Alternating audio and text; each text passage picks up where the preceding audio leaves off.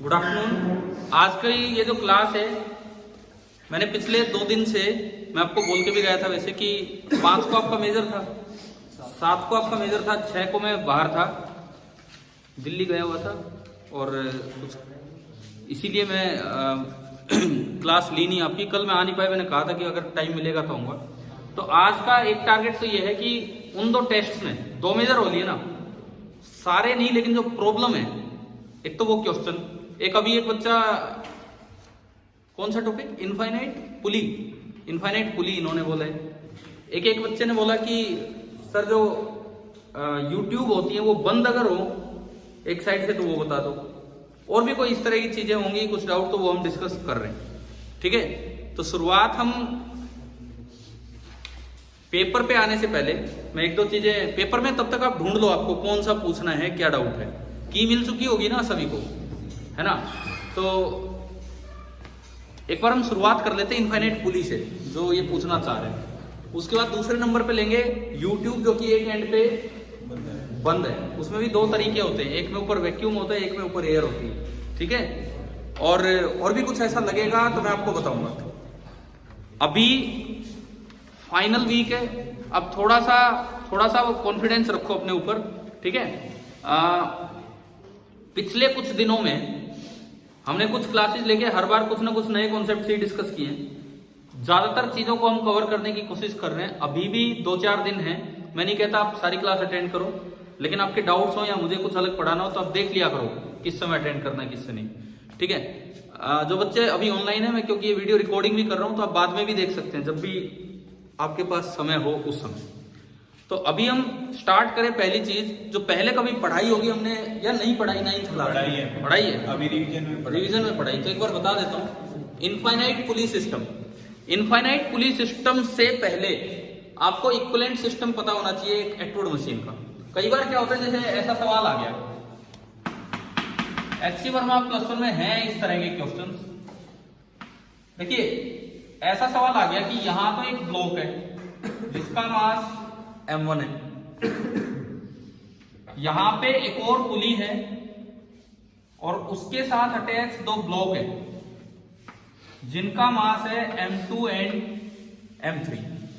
और वो ये पूछ लेते हैं कि भाई इसकी एक्सेलरेशन बताओ क्या होगी। बस ये सवाल आया, केवल ये सवाल आया। अब बच्चे करते क्या है, बहुत वेरिएबल हो जाते हैं।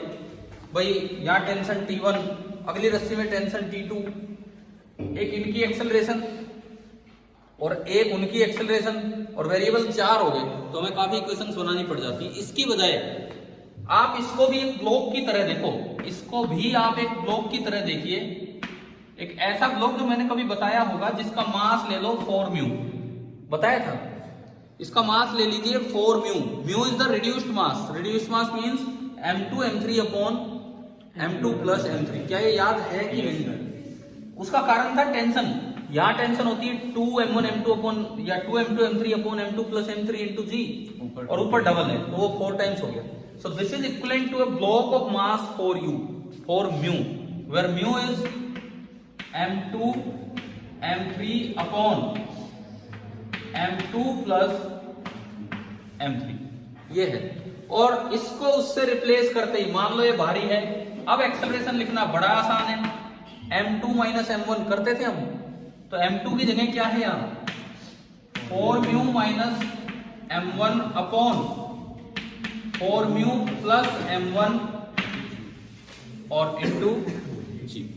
बताओ ये आगे यहां तक समझ। इनफाइनाइट पुली इसी का एक्सटेंशन है। इनफाइनाइट पुली सिस्टम को अगर आप सोल्व करना चाहते हो तो वो इसी चीज का एक्सटेंशन है। देखते हैं कैसे, क्या क्लियर है ना सभी को ये वाली चीज? ठीक है, देखिए सपोज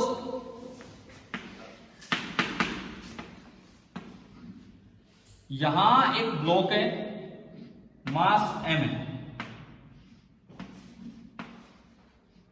अब यूं तो पता है इनफाइनाइट सर्किट हो, इनफाइनाइट ये हो, बड़ा मुश्किल सवाल बनाया जा सकता है जो हो सकता है हमारे लिए सोल्व करना पॉसिबल ही ना हो।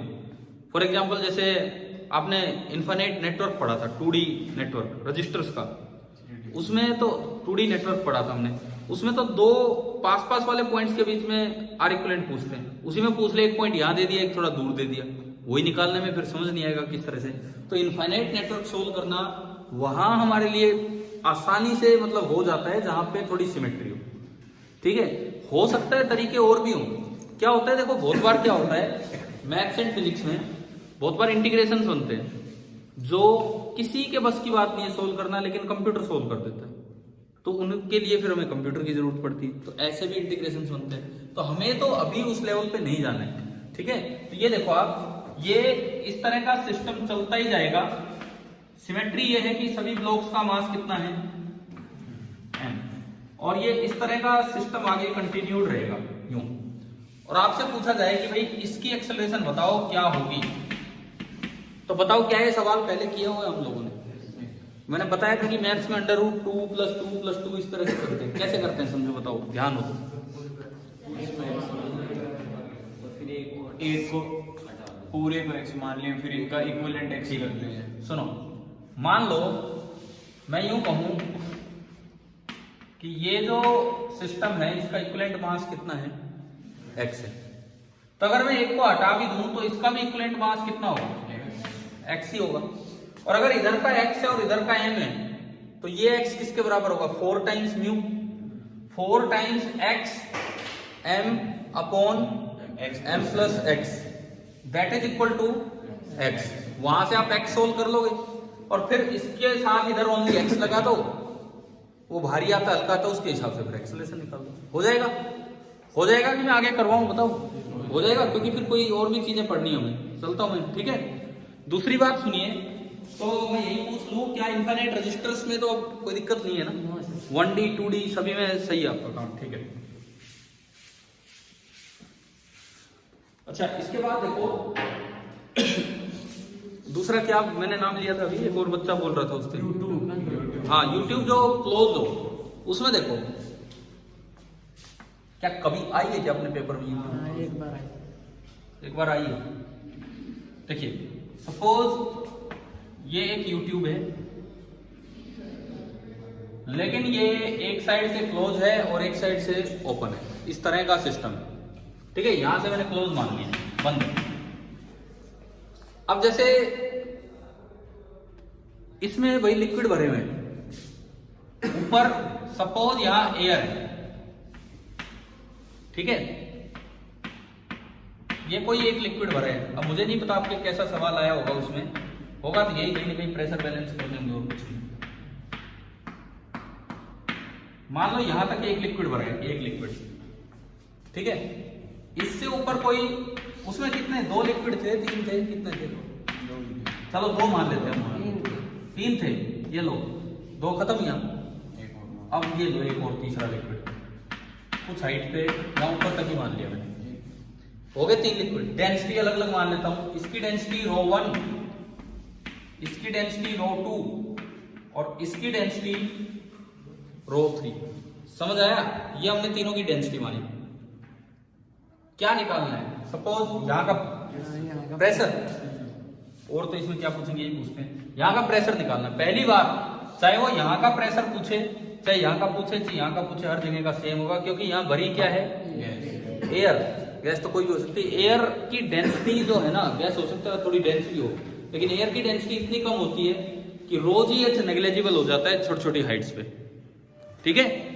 लिक्विड में तो ρgh अच्छा खासा होता है, एयर में थोड़ी मोटी, जो हमने पढ़ा भी है ना, एटमॉस्फेरिक प्रेशर भी थोड़ा बहुत वेरिएशन करने से चेंज नहीं होता है। तो अगर यहाँ का प्रेशर पूछा और मैं उसे P' बोलूं, तो यहाँ का भी P' होगा, यहाँ का भी कितना होगा, P'।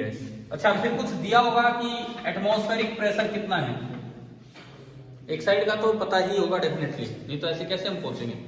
मान लो एटमॉस्फेरिक प्रेशर आपको दे रखा है, ठीक है। अब सपोज चाहिए ऊपर से कुछ ओपन भी हो ना, मतलब थोड़े में एयर भी हो, तो भी वहां तक प्रेशर आप कौन सा ही मानेंगे, मान लो यहां तक है, तो भी ये यहां इतना है, इतना ही यहां होगा। मैं कुछ हाइट्स बना देता हूं, let this height be h1 and this height be h2, और ये मैंने मानी h3। केवल एक इक्वेशन प्रेशर बैलेंस की, कैसी, कौन सी इक्वेशन, ये सेम लेवल पे, सेम लेवल पे अगर दोनों साइड लिक्विड भी सेम है तो प्रेशर सेम होगा। कहाँ है वो सेम, डिफरेंट है तब भी ना, लिक्विड डिफरेंट भी नहीं होता, सेम। लिक्विड डिफरेंट में नहीं होता सेम, नहीं तो यूट्यूब वाले क्वेश्चन ही गलत हो जाएंगे। सेम लेवल पे सेम लिक्विड है तो प्रेशर सेम होगा। अच्छा चलो इसका एक आसान तरीका बताता हूं। आप लोवेस्ट पॉइंट का प्रेशर P डबल डैश मान लो, लोवेस्ट पॉइंट का प्रेशर आपने माना P डबल डैश, ठीक है। अब देखो आप यहां तक चल के आए और इधर यहां तक चल के आए, सेम हाइट लेवल पे कनेक्टेड लिक्विड में एक प्रेशर होता है, तो ये P डबल डैश ही होगा। जितनी हाइट आप यहां चल के आ रहे हैं, सपोज ये हाइट x है और ये हाइट भी कितनी है x है, तो आप ऊपर चलते हैं तो प्रेशर थोड़ा कम होता है रो जी एच के अकॉर्डिंग, तो यहां होगा P double dash minus rho three है ये एक connected liquid G into X, और यहां भी सेम होगा P double dash minus rho three into G into X. हम ये नहीं लिखते क्योंकि हम तो ये याद करते हैं कि सेम कनेक्टेड लिक्विड हो तो सेम लेवल पे प्रेशर सेम होगा, लेकिन वो ऊपर से नहीं बनती, वो बात कहां से बनती है, नीचे से। लेकिन इन जगहों का प्रेशर अब देखिए आप ऊपर से, यहां से स्टार्ट करो, ये P डैश, यहां भी P डैश प्लस, तो वैसे ये प्रेशर होगा P डैश प्लस ये रो थ्री है ना, हाँ रो थ्री जी H3, ठीक है। इधर आओ, इधर ये प्रेशर यहां तक तो P atmosphere plus rho one जी H1 plus rho two G H2, और यहां का प्रेशर अगर मैं इधर देख के लिखूं, इधर ये बना P atmosphere plus rho one जी H1 plus rho two g, लेकिन यहां और यहां का प्रेशर सेम था क्योंकि हमने यहां से देखा है, तो हम ऊपर से देख के इनको क्या कर देंगे, इक्वेट कर देंगे, तो उससे फिर ये कैलकुलेट हो जाएगा, ठीक है। अगर कहीं क्वेश्चन में दे रखा हो कि ये वैक्यूम था तो जीरो, हाँ, या यूं दे रखा हो कि ये भरा हुआ था फिर ये अपने आप नीचे खिसका है, तो ऊपर एयर नहीं हो सकती, फिर ऊपर क्या होगा, वैक्यूम ही होगा। क्या ये दूसरा कॉन्सेप्ट क्लोज ट्यूब वाला समझ आ गया, ठीक है। इसके बाद देखो एक और चीज,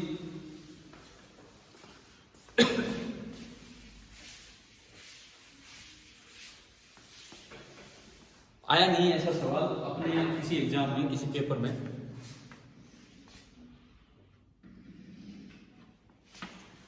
देखो जैसे हम ये पढ़ते हैं कि ये एक्सेलरेटेड लिक्विड है, कंटेनर एक्सेलरेटेड है, और इसकी एक्सेलरेशन मैंने मानी कितनी है a नॉट, तो हमें पता है कि ये शेप कैसी हो जाती है फ्री सरफेस की, यूं यूं हो जाएगी। अब आपसे यूं पूछा जाए कि यहां जो मॉलिक्यूल है उस पे नेट फोर्स जीरो है या किसी डायरेक्शन में फोर्स लग रहा है, यहां जो मॉलिक्यूल उस पे आया नहीं वैसे, अपने किसी मेजर में माइनर में ऐसा सवाल आया नहीं है, मुझे नहीं पता ये भी आए हैं कि नहीं, ये एंगल वाले या टेन थीटा बराबर है भाई जी आए हैं, ऐसा हो सकता आगे हूं तो, लेकिन ये वाला नहीं आया फोर्स वाला। इस मॉलिक्यूल पे फोर्स किधर लग रहा होगा, आगे नहीं, सुनो, हमेशा किधर लगेगा, perpendicular to the free surface. Free surface होती ऐसे है कि उसके मॉलिक्यूल पे फोर्स हमेशा किधर लगेगा, परपेंडिकुलर। क्यों लग रहा होगा, देखो हम विद रिस्पेक्ट टू कंटेनर देख रहे हैं, कंटेनर एक इनर्शियल फ्रेम है कि नॉन इनर्शियल, नॉन इनर्शियल, तो एक तो लगेगा स्यूडो फोर्स, किधर लगेगा, पीछे, स्यूडो फोर्स लगेगा MA पीछे, एक लगेगा इसका वेट किधर, नीचे। आप अगर इन दोनों का रिजल्टेंट निकालोगे तो इस पे जो फोर्स होगा किधर जाना चाहेगा, इधर, और ये फोर्स हमेशा इसके क्या मिलेगा, फ्री सरफेस के परपेंडिकुलर। बल्कि मैं कहता हूं आप टेन थीटा बराबर ए बाई जी इससे भी निकाल सकते हो। हमने तो कैसे निकाला था, प्रेशर इधर से इधर आए, इधर से इधर आए, इक्वेट किया, आप इससे भी निकाल सकते हो। देखो कैसे, सपोज ये एंगल है थीटा, जो हम याद रखते हैं टेन थीटा बराबर ए बाई जी। अच्छा ये थीटा तो ये भी थीटा, ये 90 माइनस थीटा तो ये भी कितना, थीटा। अब यहां देख लो यार, ये एम ए है तो ये भी कितना है, ये एम जी। इस ट्राइंगल में नजर आ रहा है आपको, टेन थीटा कितना हो, M A by M G, M से एम गया तो टेन थीटा बराबर कितना आ गया, ए बाई जी। तो बिल्कुल फोर्स की जो डायरेक्शन है वो किधर होती है, सरफेस, फ्री सरफेस के परपेंडिकुलर। अच्छा ये सवाल में कैसे बना के दिया जा सकता है, डायरेक्शन पूछ ले वो बात ठीक है, एक और तरीका जिस तरह से ये चीज पूछी जा सकती है आपसे, क्या ये समझ आ गया है क्या।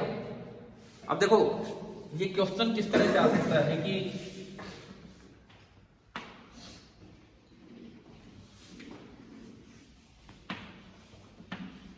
ये एक्सेलरेशन यूं है, तो फ्री सरफेस तो ऐसे हो जानी है। अब यूं आए कि भाई यहां एक बबल है, बबल, एयर बबल, तो बताओ वो किधर मूव करेगा? इस कंटेनर में एयर बबल किधर मूव करेगा? दे रखी हो 3-4 डायरेक्शन।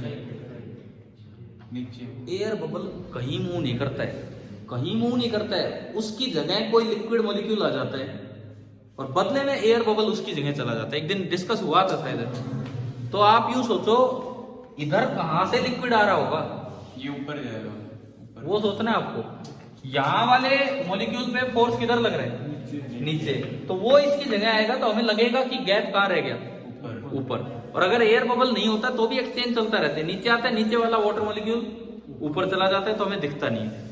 तो क्या आपको ये समझ आ गया?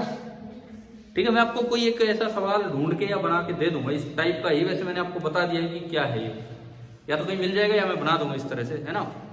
मैं आपको एक वैसे दे दूंगा 13 क्वेश्चन का, पेपर की तरह करना चाहो पेपर की तरह, असाइनमेंट की तरह करना चाहो असाइनमेंट की तरह, जैसे भी होगा अगले 1-2 दिन में। अभी कुछ और पेपर बचे हैं, आप कोई बच्चा बता रहा था बोले 2 बचे हैं। 2, एक तो कल कंप्लीट 9th का है और 2 दिन बाद फिर कंप्लीट 10th। ठीक है, चलो यार आपकी अब सही तैयारी है, अब थोड़ा भरोसा रखो, है ना, अच्छी तैयारी है, ऐसी कोई बात नहीं है। और फिजिक्स में मैं पूरी साल हो गया आपको ये कहते हुए 10 का टारगेट रखो भाई, 10 कंसिस्टेंटली, लेकिन 10 आए। ऐसा नहीं कि कभी कभार 10 आ रहे हैं, कंसिस्टेंटली 10 आए तो एक अच्छा स्कोर है वो। ठीक है, बाकी पेपर वाले दिन आपके भाई कैसा माइंडसेट रहता है, देखे हुए से सवाल आ जाए, नए सवाल कम आए, या उस समय दिमाग काम करने लग जाए अच्छे से, तो कई बातें हैं वो तो, है ना, देखा जाएगा जो भी है। एक बार क्या हुआ था, अभी 2-3 साल पहले की बात होगी, एक लड़का था उदयपुर से, उसने जेई मेंस में कंप्लीट स्कोर दिया था, नाम मुझे याद नहीं आ रहा उसका, क्या नाम था, उदयपुर से रेजोनेंस का छात्र था, लेकिन उसने कंप्लीट स्कोर दिया था पीसीएम तीनों में, कल्पित वीरवाल नाम। तो उसने कंप्लीट स्कोर दिया तीनों में। तो एक दिन उसका वो बाद में जैसे इंटरव्यू वगैरह तो लेते हैं भाई, ये भी एक बहुत बड़ी अचीवमेंट थी। तो उससे पूछा गया कि पेपर के दौरान कैसा रहा, तो वो यही बता रहा था कि 2 घंटे तक लगभग मेरा आधा पेपर भी नहीं हुआ था। 3 घंटे का पेपर होता है, बोले 2 घंटे तक ऑलमोस्ट आधा भी पेपर फिनिश नहीं हुआ था, लेकिन आखिरी 1 घंटे में फटाफट ऐसे चलते गए। बोले लास्ट मिनट में आखिरी सवाल हुआ है, लास्ट मिनट में, कोई रिचेक करने का टाइम नहीं था, लास्ट मिनट में आखिरी सवाल हो गया, नहीं तो एक भी सवाल मिस कर जाता तो वही है। देखो अचीवमेंट ज्यादा अच्छी, टॉपर तो हर साल रहता है, लेकिन इतना 100% स्कोर कौन दे पाता है, वही था। जैसे इस साल नीट में 2 बच्चे आ गए थे ना, तो अब आगे स्कोरिंग थोड़ी अच्छी होने लगी। अब ऐसी चीज आई तो नहीं है किसी पेपर में अपने, लेकिन आ सकती है ना बबल को इंक्लूड करके, और यूं समझ आ गया है क्या है ये। ठीक है, अब एक बार पेपर के डाउट बता दो पहले। क्वेश्चन पेपर एक 5 वाला, एक 7 वाला, कोई सा भी, पहले 7 वाला दिखा दो, अच्छी 5 वाला पेपर तो दिखाओ, मिले जुले सवाल है, सर्कल कर रखे हैं, वो डाउट है, वो फिजिक्स है। फिजिक्स सुनो, क्वेश्चन नंबर 7 सुनिए एक बार। ये कितनी तारीख का ये पेपर, ये कल का। When 2 bodies move uniformly towards each other, the distance between them, relative motion का है। towards each other तो v1 plus v2 16/10, v1 minus v2 3/5 कर दोगे। v1 v2 कितने बच्चे ये करके आए, यहाँ जो बैठे हैं सही समझ आ गया था ना ये क्या है। ठीक है, नहीं ये बिल्कुल आसान आप बोल रहे हो। आधी बार तो ये क्योंकि इन्होंने रिलेटिव वेलोसिटी नाम नहीं दिया ना, तो ही बच्चा कई बार कंफ्यूज हो जाता है भैया वो क्या है। सेकंड बिल्कुल आसान, ये है बिल्कुल आसान। वेलोसिटी का टाइम के साथ ग्राफ दे रखा है, और एक 30 डिग्री और एक 60 डिग्री। क्या हम अच्छे से जानते हैं कि ना डिस्प्लेसमेंट का टाइम के साथ ग्राफ है, तो वेलोसिटी उसकी स्लोप होगी। अब किसी बच्चे को अगर 1030 और 1060 की वैल्यू ना पता हो तो मुश्किल है उसके लिए बहुत। थर्ड मतलब 9th है इसका, particle is moving with constant speed, constant speed, अच्छा along a straight line path, तो मतलब वेलोसिटी कांस्टेंट है, मतलब एक्सेलरेशन नहीं है। A force is not required to, ये ना न्यूटन फर्स्ट लॉ की तरह है। कई बार आ लिए, force is not required to increase it speed, हो गया ना ये तो आपसे।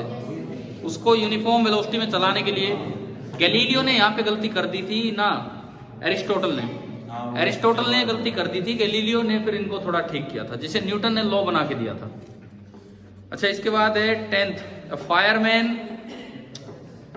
Wants to slide down a rope, the rope can bear a tension of 3/4 of the weight, तो एक्सेलरेशन कितनी होगी? न्यूटन्स लॉ लगाना है। ऊपर टी कितनी 3/4 mg, नीचे mg, और एक्सेलरेशन नीचे है a, केवल इक्वेशन बनानी है। अच्छा, इसमें मिनिमम मैक्सिमम में कोई डाउट है कि कर लोगे? ठीक है। उसके बाद 4 सवाल तो ये हो गए।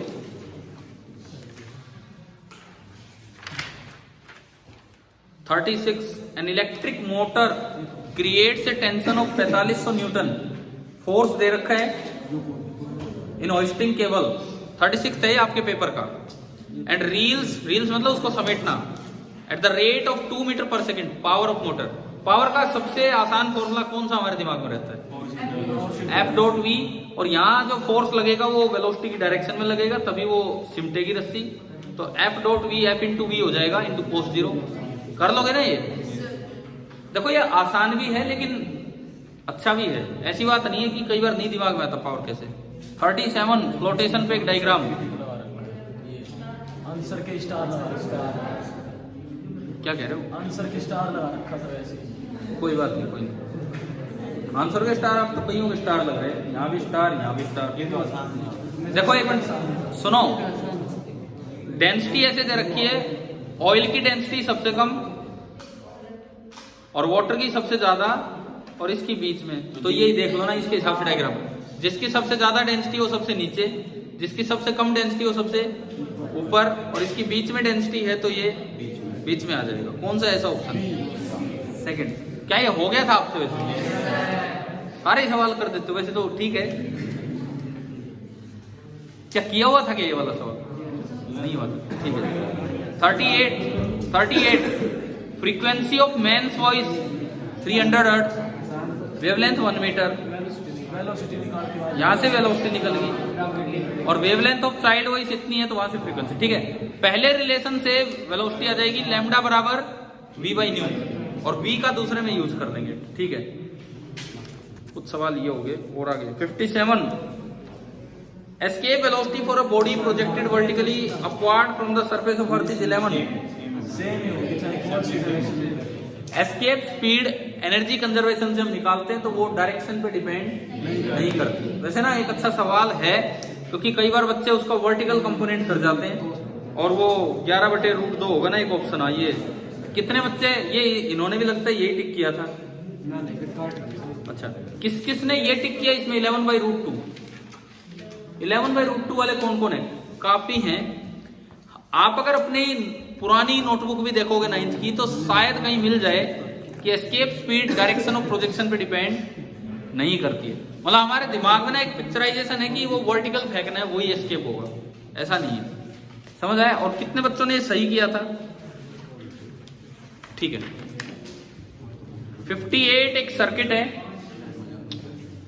In the circuit shown in the figure reading of voltmeter is V1, S1 is close, V2, S2 is close.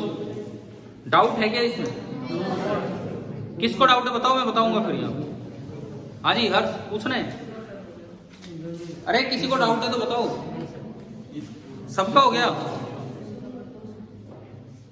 S1, S2, ये एक मिनट में देख तो लूं कम से कम। रीडिंग दे रहा है V1, जब खाली S1 को क्लोज किया, ठीक है, उसको बांटना है उसको, और कुछ नहीं। 59 find the current flowing through the sales.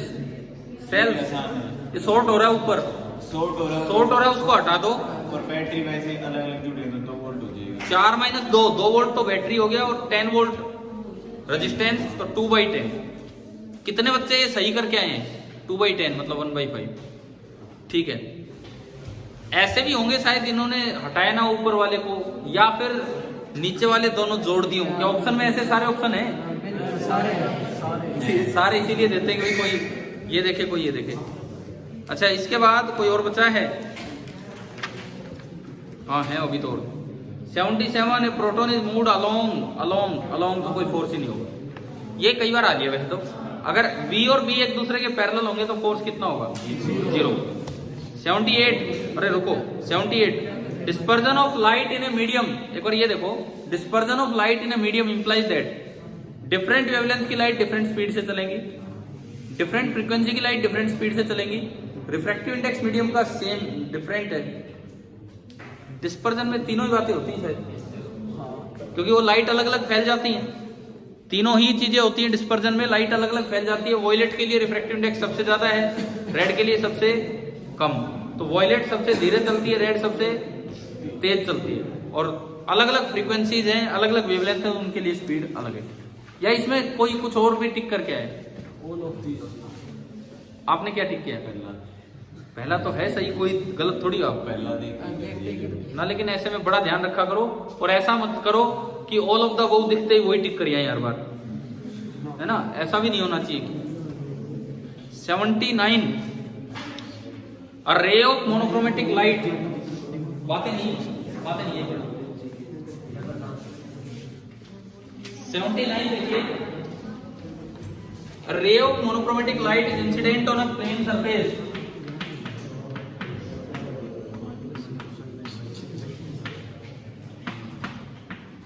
थोड़ा सा अलग सवाल इस तरह है, साइन आई और साइन आर का रिलेशन ग्राफिकली दे दिया। अब बच्चा कंफ्यूज हो सकता है, टेन और साइन और क्या दो बातें आ रही हैं। मीडियम एक्स मीडियम वाई, ठीक है। तो ratio of speed of light in medium Y to that in X, V Y upon V X, ये निकालना है। तो देखो इसकी स्लोप 1030, तो मैं 1030 डिग्री को लिख सकता हूं परपेंडिकुलर, ये एक्सिस कौन सा है? साइन आर अपॉन 1030 कितना होता है? 1/√3। It means 1/√3 is equal to sine I upon sine R. ठीक है।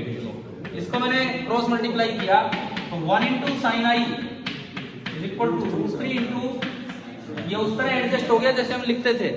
यानी कि पहले मीडियम का रिफ्रैक्टिव इंडेक्स है 1, एक्स का रिफ्रैक्टिव इंडेक्स है 1 और वाई का रिफ्रैक्टिव इंडेक्स कितना है? √3। अब ये तो होगा c/vx और ये क्या होगा? c/v। तो यहां से vx तो आ गया c और यहां से vy कितना आ गया? c/√3। तो जब आप डिवाइड करोगे vy/vx, c/√3 upon c। Paper में मुश्किल सवाल है नहीं, लेकिन थोड़ा सा जैसे बच्चा भूल जाए 10 लेना ही, साइन चल रहे हैं यहाँ पे, ये कंफ्यूजन हो सकता है। अच्छा है ये पेपर, अच्छा है। तो अब मुझे ये बताओ फाइनली, क्योंकि आपका वो जो स्कोर कार्ड है वो तो गुमराह कर रहे हैं, उसमें तो आप कह रहे हो कि वैसे नंबर दे रखे हैं कि पहले 13 अगले 13। अब मैं फिजिक्स का ये जानना चाहता हूँ कितने बच्चों के 10 या 10 से ज्यादा बने हैं इस पेपर में। अच्छा, अब मैं जिस पे पूछूं वो हाथ ऊपर रखना। 10 वाले कितने हैं? केवल 10।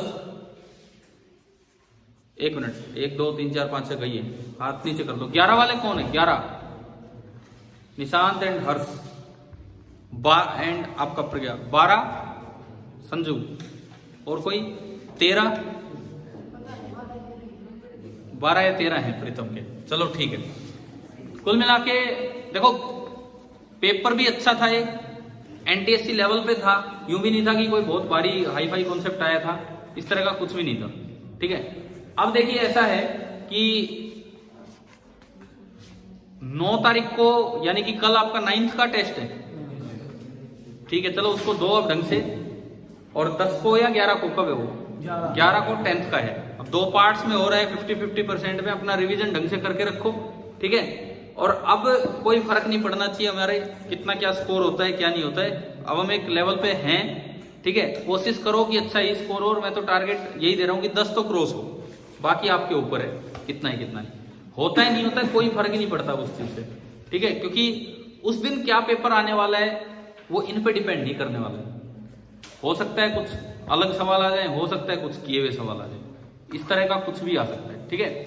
अगले 2-3 दिन में मैं ये नहीं कहता कि आप सभी बच्चे क्लास अटेंड करो, लेकिन मैं यहाँ पे क्लास लूंगा लगभग इस टाइम के आसपास।